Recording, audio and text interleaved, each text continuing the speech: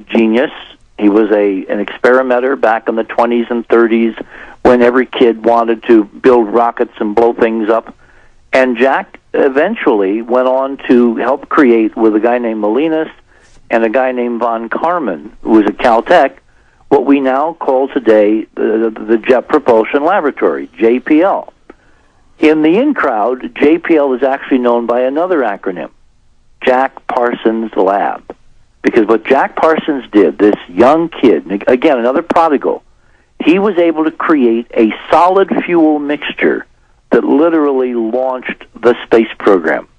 It wasn't Goddard, it wasn't the Germans, it was Jack Parsons, who in his day job was this brilliant chemist creating amazing rocket fuel mixtures that ultimately were powerful and stable, that became the baseline for JPL in various rocket series. And then meanwhile, in mainline history about Crowley and all these people, and Parsons, and of course the founder of Scientology, Parsons is involved in sex cult rituals to channel entities to tell him, I don't know if you know about this, you probably do, to tell him how to make all these things. I mean, I'm not saying it's real, folks. The point is they believe it.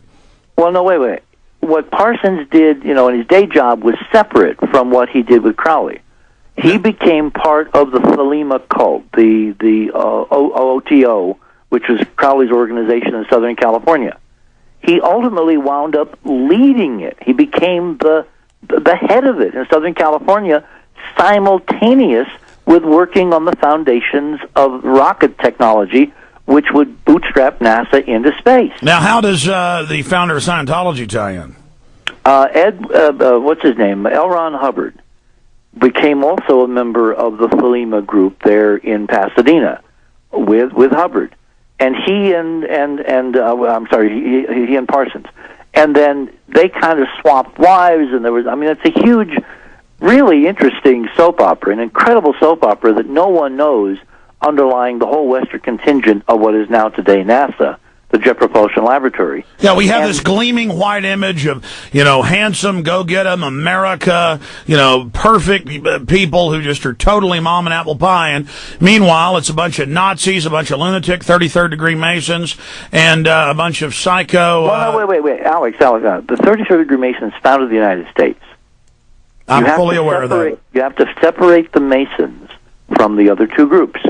But you know as well as I mean, let's be clear. I know that a lot of the founders were Masons. They also then wrote about how they didn't like that their Masonry was being taken over by... Masonry in the 1800s was taken over by a guy who created the Ku Klux Klan, whose name was... Albert Pike. So I want to be clear that the Masons today... The born Masonry, the ordinary Masons today haven't a clue. We're talking about the in-crowd. I mean, I have some very good friends that are Masons. Yeah, sure. The Porch Masons are nice guys enjoying it because George Washington was in it. Exactly. And that's my point with any intelligence agency. They want to do good work. Remember, the lie is different at every level. Yes, that's what I'm saying. Put that, I'm going to make that as a bumper sticker. That has got to be a bumper sticker. Because that is such a key to figuring all this out. Because each level, Alex, as you and I know, is told just enough to keep them going in the same direction, but they're not told the big story. Exactly. So we're not here saying all Masons are bad. I'm saying at the top. No. But they think they're told the full truth. That's the way to control the crowd. Well, here's an example. Every major Masonic lodge of both arms of it, they... the Grand Orient and the Scottish Rite, they have pictures of Albert Pike in every building. And they have statues of him in D.C. right by the Supreme Court. But meanwhile, do they read his book saying he's possessed by Lucifer and that Jesus isn't God? Do they read Manly P. Hall saying they worship? I mean, these are the head Masons. And then a Mason will argue with you and say it's not Lucifer when their own Grand Supreme Masters are saying, yes, I am possessed by Lucifer, sweet Lucifer. Anyway, we are both agreed that the Masonic, the ancient tradition were the good guys, and we're trying to enlighten humankind. That's why the founders were doing this incredible experiment called the United States. And ever since this country was formed, we've had group after group and conspiracy after conspiracy. Trying to get control of that engine.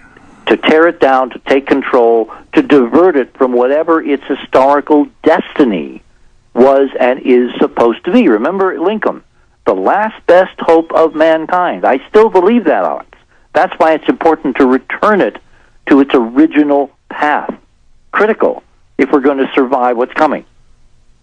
All right, we've got a break, but I want to talk behind the scenes for PrisonPlanet.tv viewers, also internet listeners who are listening to the Infowars.com or PrisonPlanet.com streams. You'll be able to hear this 3 minutes behind the scenes.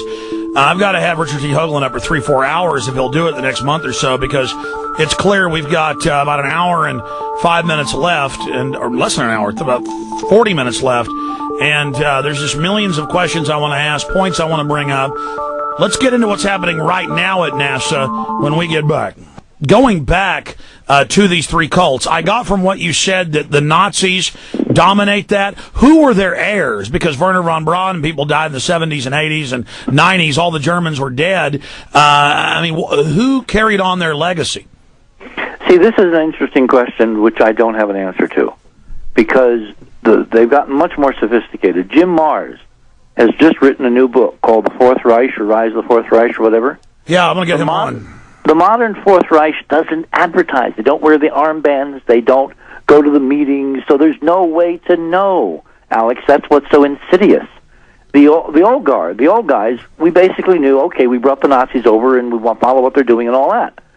The new guys, we don't know who they are and how deeply they're involved.